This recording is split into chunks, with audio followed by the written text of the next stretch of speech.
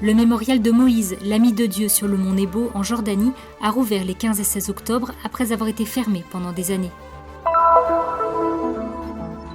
L'entrée officielle de l'administrateur apostolique Pierre Battista Pizzaballa à Nazareth et les vœux des autorités chrétiennes orthodoxes. L'Assemblée des ordinaires catholiques de Terre Sainte s'est réunie pour parler et réfléchir sur la façon de générer plus d'intégration et d'unité entre hiérarchie, communautés religieuses et laïques. Une ancienne tradition juive, Sukkot, ou fête des tentes, rappelle l'époque où le peuple de Dieu a vécu dans le désert, dans des cabanes de fortune. La récolte des olives dans le jardin de Gethsémani a recommencé, un geste d'amitié à la saveur ancienne, mais toujours nouvelle.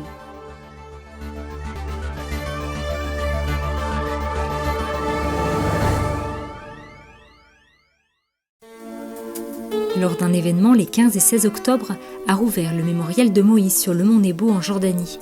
Après avoir été pendant des années fermée au public, l'esplanade à l'entrée du sanctuaire a accueilli des centaines d'invités pour la réouverture de l'un des sanctuaires et sites archéologiques les plus importants et les plus visités du pays. De nombreuses autorités religieuses et civiles étaient présentes, le cardinal Leonardo Sandri, préfet de la Congrégation pour les Églises orientales et envoyé spécial du pape François, le nonce apostolique, Monseigneur Ortega Martini, et le vicaire patriarcal pour la Jordanie, Monseigneur Maroum Laram, ainsi que le custode de Terre Sainte, le père Francesco Patton, le ministre du Tourisme et des Antiquités de Jordanie, Lina Hanab, et le gouverneur et le maire de Madaba. Lors de la cérémonie qui a eu lieu le samedi, plusieurs discours ont été prononcés, rappelant à chaque fois l'histoire de ce saint lieu où les franciscains ont été présents depuis plus de 85 ans. La contribution du Studium Biblicum Franciscanum a été rappelée avec gratitude, notamment celle du frère Girolamo Miaïk et du père Piricillo, décédé il y a 8 ans, qui avait consacré sa vie au mont Nebo.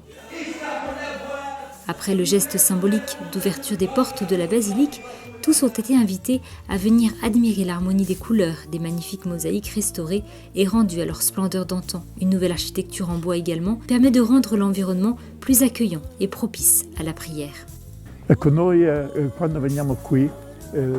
Lorsque nous venons ici, nous sentons la Bible revivre en ce lieu. Nous voulons faire revivre la figure de Moïse, ici sur le mont Nebo, en tant que communauté franciscaine du mont Nebo, en proposant un environnement de prière, afin que ceux qui viennent sur cette montagne puissent à nouveau expérimenter la proximité de Dieu, comme celle vécue par le prophète Moïse.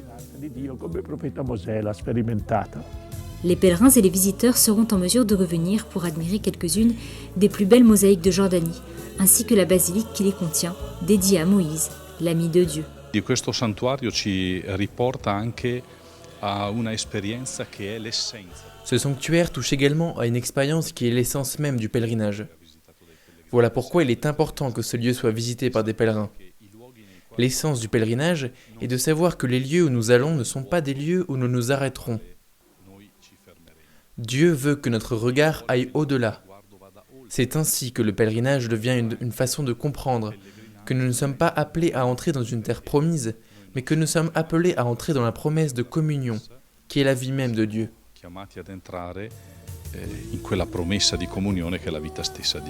Le sanctuaire accueille aujourd'hui de nombreux pèlerins du monde entier et constitue un centre touristique important pour le ministère du Tourisme en Jordanie.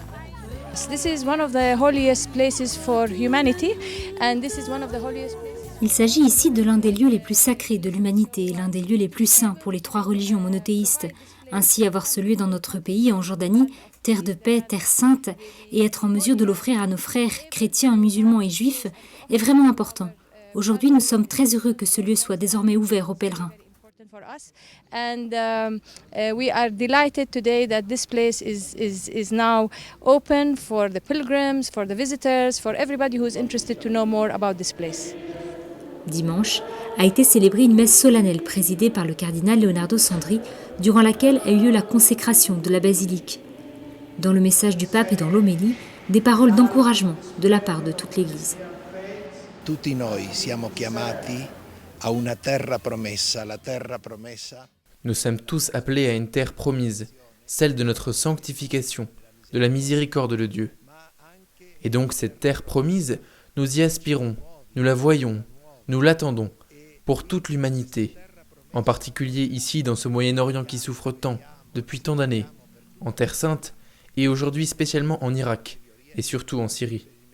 Che soffre tanto da tanti anni nella Terra Santa e poi specialmente ora in Iraq et soprattutto in Siria. Dimanche soir a eu lieu également l'inauguration d'un nouvel orgue lors d'un concert faisant partie du programme du festival d'orgue Terra Sancta, interprété par l'organiste italien Eugenio Maria Faggiani, les solistes du Fountain of Love Corps d'Amman et le célèbre musicien d'oud Tarek Al-Joundi, accompagné de Nasser Salamer El-Rak.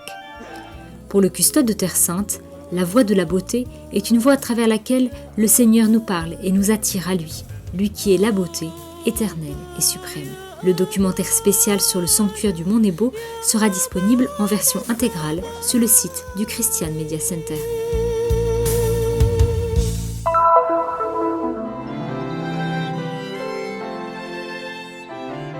Dimanche 16 octobre a été célébrée l'entrée officielle de l'administrateur apostolique Pier Battista Pizzaballa à Nazareth. À la suite de Marie et de Jésus, l'archevêque, nouvellement nommé, a exhorté les catholiques de Galilée à être prêts à suivre la voie du Seigneur. Let us look up. Levons les yeux vers le Christ. Voici la leçon qui vient de Nazareth. Avoir confiance qu'il est possible aussi dans ce monde de construire ensemble quelque chose de beau et de positif, en obéissant à la volonté de Dieu, dans une disponibilité totale à son projet. Fully available to his plan. Environ 800 fidèles se sont rassemblés auprès du vicaire latin pour Israël, Monseigneur Jacinto Boulos Marcuzzo, et du gardien de la basilique de l'Annonciation, le père Bruno Variano, de nombreux évêques et prêtres qui ont concélébré la messe. Mabrouk, Alf Mabrouk, une salutation orientale et biblique qui a un sens très beau et très riche. Vous avez été bénis par Dieu pour être à votre tour une bénédiction pour vos frères. Une cérémonie solennelle et joyeuse où le troupeau des fidèles a pu accueillir dans la joie le nouveau pasteur. Je lui souhaite, dans la mission que le Seigneur lui a confiée, d'être assisté par le Saint-Esprit pour guider l'Église de notre chère Terre Sainte. Nous sommes sûrs que c'est une grande bénédiction qu'il soit notre administrateur apostolique. Nous lui souhaitons de rester auprès de nous de nombreuses années et qu'il puisse apporter la grâce et le message de Jésus dans toutes les régions, les paroisses et à tous les fidèles.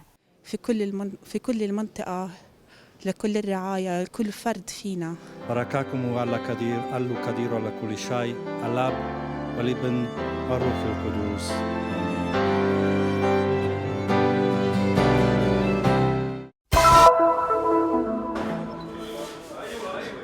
Bienvenue à la maison.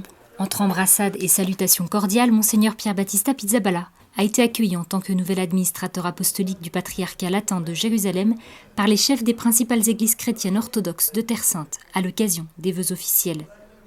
J'ai l'impression de n'être jamais parti, confie le nouvel évêque au patriarche arménien Nouran Manoukian, qui nourrit l'espérance de travailler dans l'unité pour le bien commun et pour le soin du peuple chrétien.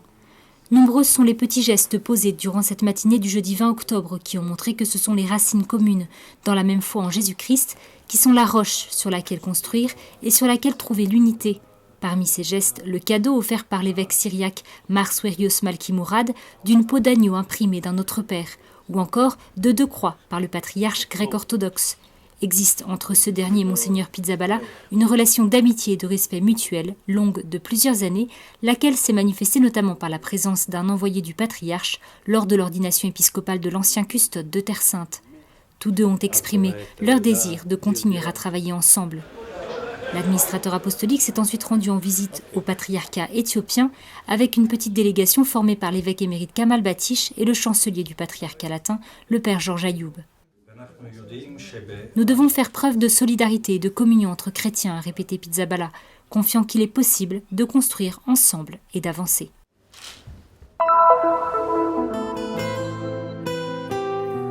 Les 11 et 12 octobre, le couvent carmélitain de Stella Maris à Haïfa a accueilli l'Assemblée des ordinaires catholiques de Terre Sainte pour la 2e session de l'année 2016. Parmi les sujets abordés au cours de la réunion, l'exhortation apostolique Amoris Laetatiae, les relations entre les évêques et les religieux, l'œcuménisme, ainsi que la participation des jeunes à la dernière journée mondiale de la jeunesse et les activités de Caritas et des écoles chrétiennes de Terre Sainte.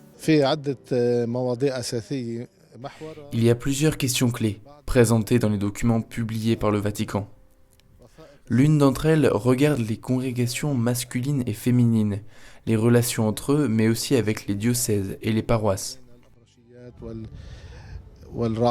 هالمواضيع تهدف إلى فحص Les sujets sont conçus pour nous faire un examen de conscience, avant tout sur la façon dont nous vivons en tant que chrétiens en Terre Sainte, en tant qu'Église catholique, et ensuite sur la façon dont nous, en tant qu'Église, nous nous adressons à nos frères orthodoxes, protestants, et également à ceux d'autres religions, nos frères musulmans et juifs. وكمان مع الأديان الباقية مثل أخوتنا المسلمين واليهود. Depuis 1992, les évêques de divers rites chrétiens, en particulier latins, melkites, maronites, mais aussi syriaques, arméniens et chaldéens, se réunissent 2 fois par an avec le nonce apostolique en Israël, en Palestine, à Chypre ou en Jordanie, aux côtés également du custode de Terre Sainte, pour réfléchir sur la réalité de l'Église catholique et formuler des lignes d'action communes. L'objectif de cette session était d'étudier la nécessité d'accroître la communion entre les différentes composantes de l'Église à plusieurs niveaux. La synodalité. La synodalité, la communion n'est pas seulement un document, c'est une expression. Elle doit devenir un état d'esprit, un mode de vie, une attitude qui doit croître d'abord au sein des séminaires, dans les paroisses, dans les écoles, en tant que formation. Elle a besoin de beaucoup de temps, que des pas soient posés l'un après l'autre, avec un critère commun. Une étape importante dans ces efforts vers une plus grande communion et signe d'ouverture fut la participation d'une représentante de l'une des 84 congrégations religieuses féminines et un représentant des 30 congrégations masculines de Terre Sainte. Per la prima volta le religiose qui in Terra Santa.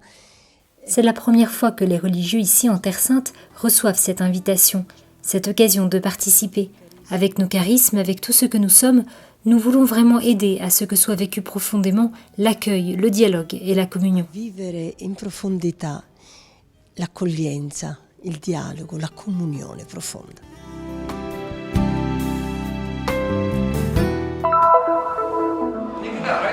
Pendant Soukhot, tous les chemins mènent pour les Juifs au mur des lamentations. Avec la Pâque et la Pentecôte, il s'agit de la 3e fête pour laquelle les Juifs se rendent en pèlerinage sur le lieu de l'ancien temple de Jérusalem. Le mot Soukhot en hébreu signifie tente. Selon le livre du Lévitique, qui fait partie de la Torah, Dieu a montré à Moïse comment son peuple aurait à célébrer cette fête, en vivant dans des huttes faites de branchages pendant 7 jours, afin de se rappeler le passage du peuple dans le désert, lorsqu'il n'avait ni terre ni lieu où s'installer, et qu'il vivait temporairement dans des tentes, abris de fortune. Encore aujourd'hui, les tentes sont montées à ciel ouvert, avec un toit de paille ou de feuillage, de manière à laisser transparaître le ciel. Ainsi, il est possible d'observer les nuages. La nuée fut en effet une des plus grands signes de la sollicitude de Dieu pour les Israélites confrontés aux dangers et aux pièges du désert. Ils furent protégés et guidés le long du chemin par cette nuée. La fête de Soukhot rappelle les 7 nuées glorieuses.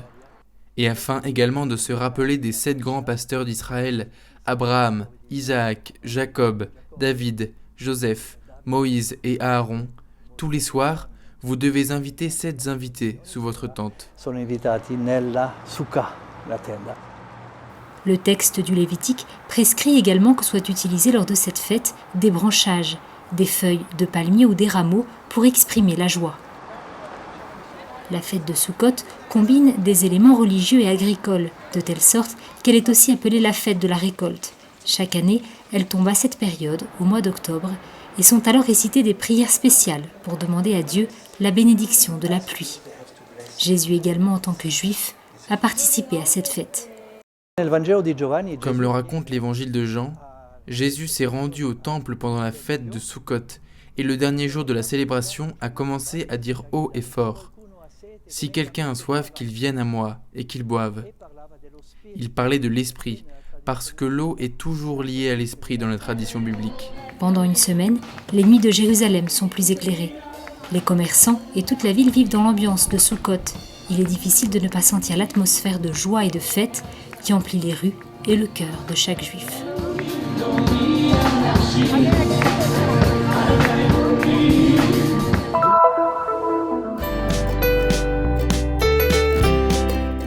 Un geste simple, mais riche de centaines de significations différentes et éveillant multiples sentiments. La récolte des olives dans le jardin de Gethsémani a recommencé cette année comme de coutume. Un moment de joie unique en son genre, attendu avec impatience. Cette année encore, nous nous retrouvons pour vivre ce très bel événement, si simple. Pour les personnes qui viennent cueillir les olives, c'est l'occasion de partager ensemble un très beau moment, un moment d'amitié, redécouvrir quelque chose d'antique mais aussi toujours nouveau, quelque chose qui est déjà arrivé et qui revient encore chaque année. Que ce soit pour quelques heures ou pour une journée, les volontaires, de 15 nationalités différentes, invités par les frères gardiens du jardin sacré, sous un soleil d'été, sont devenus les protagonistes de cette récolte très spéciale.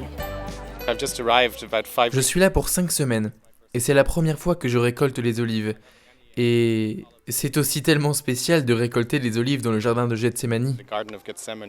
Je pense qu'il y a là quelque chose d'unique, quelque chose à faire au moins une fois dans sa vie. Je suis ici depuis 5 ans et j'ai eu cette occasion, l'opportunité d'être invité à cet événement aujourd'hui. Et c'est pour moi quelque chose d'unique et de très spécial. Il faut le vivre pour le comprendre.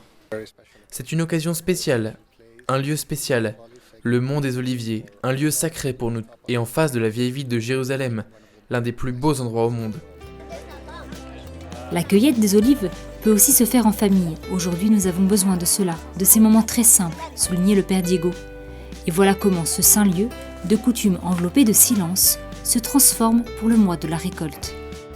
C'est une grâce extraordinaire d'être ici, dans le jardin des Oliviers, dans ce jardin où a pleuré Jésus pour récolter ses olives en famille. Donc on est là avec nos 2 enfants et mon mari et des amis. En ce mois d'octobre, lorsqu'arrive la récolte des olives, le silence est interrompu et c'est un moment où se créent des amitiés, dans cette joie de tout partager ensemble. Disons que pendant cette période, l'ermitage change de visage. Il n'y a plus de solitude avec le Seigneur, mais le partage entre frères et sœurs, au cœur duquel il est toujours bien présent.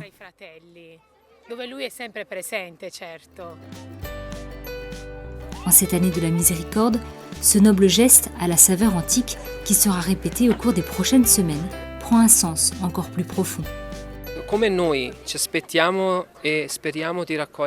De la même manière que nous nous attelons à cueillir les olives des arbres, je pense que le Seigneur, en cette année de miséricorde, espère que nous puissions nous aussi donner des fruits de miséricorde.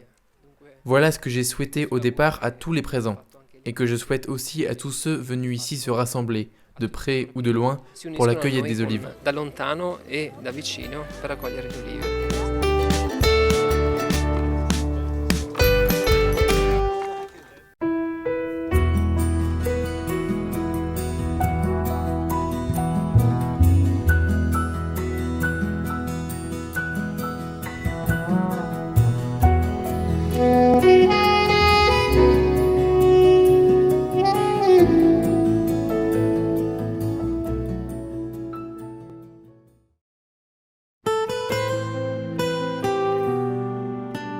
La mission du Christian Media Center est d'apporter au monde le message de la Terre Sainte, la terre du 5e évangile.